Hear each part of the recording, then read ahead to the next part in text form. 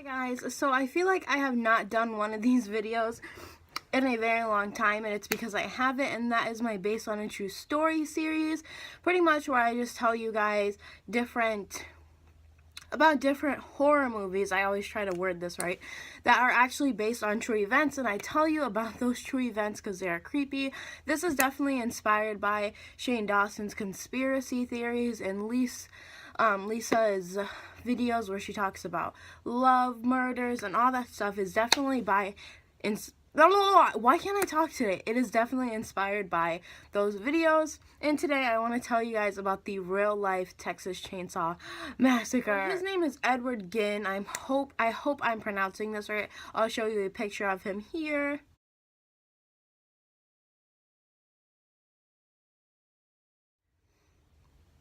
And he was raised in a not so normal household. His mother was very, very religious, and she pretty much led him to believe that all women were prostitutes and that everything was evil, and she was super hard on him, super strict on him, and it was very hard for him to make friends, and people would often pick on him because out of nowhere he would just burst out laughing in the middle of class. I will link down below where I'm getting all my information from, but pretty much if you just Google Edward Ginn, you'll figure it out, or the real life Texas Chainsaw Massacre, you'll get even more details.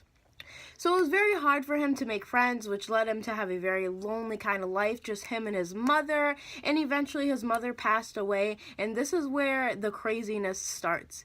He became obsessed with cannibalism and grave robbing. If you don't know what grave robbing is, it is when people go and get bodies from the grave, obviously, steal them, but he liked specific bodies. He liked young girls, and he would do it when they were freshly buried, like right out of the funeral or after the funeral. He would go dig up those bodies, put them in his car, and bring them back to his house. Oh my god, that is absolutely insane and so creepy. So creepy. And what he was doing was actually trying to make a lifelike mother out of the dead skin. And if the skin of the girls that he was taking were like too pale, he would tan them up. I don't know how. Spray tan, was that a thing? I'm not trying to joke about the dead. Rest in peace. You up there with baby Jesus. Anyway, he did this for a while and wasn't caught until a woman went missing from a hardware store, and I guess they were linked together. He was a customer, like not rarely. What is the opposite of rarely? All the time. He was always going there. So they kind of linked the two together somehow. I don't know. And they found her in a very gruesome way in his garage.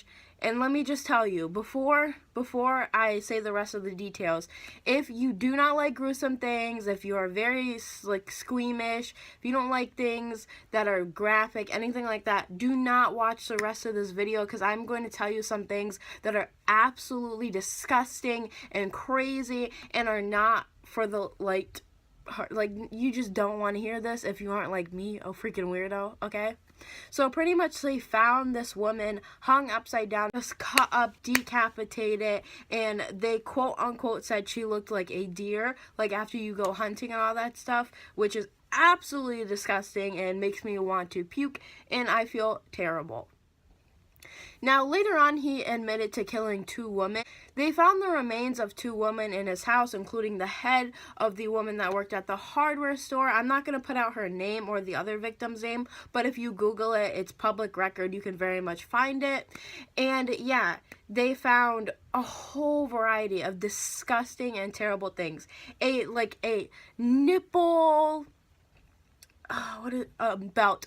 A nipple belt, okay? They found lamps made out of actual skin, bedposts with real human skulls on it. They found severed noses, lips, everything. And they would just find pieces of skin randomly everywhere, pieces of breasts, like just disgusting, terrible, decapitated things taken off random girls' bodies. And one was actually as young as 15 years old, and that's absolutely disgusting. After he was arrested, they put him in an asylum, I believe that's what you call it, or, you know, the place where people with mental issues go, and not the, like, normal, like, we can fix this, like, crazy people that chop off nipples. Like, so that's where they put him, where he later died of cancer.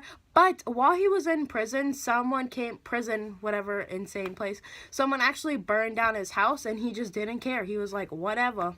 His car was sold. Someone bought it and actually charged people to come and look inside the car, because that's where he would, bring the victims from the graveyard to his house. Gross. Anyway, so yeah, he later died of cancer, like I said, and that was the end of that. And that is the real life Texas Chainsaw Massacre. Now, if you like these videos and want more of them, I did 2 other ones. I did Jeepers Creepers as well as Chucky, and those are really interesting as well, because these are all true stories, guys. Like, this actually happened, that the movies are based off of. If you're gonna see any one of these videos, I recommend the Jeepers Creepers one, because there's a whole video like reenacting it that I link in the down below part of this YouTube place. Okay, thank you guys so much for watching. I hope you enjoyed this video, and I will see you guys in my next video. Okay, bye.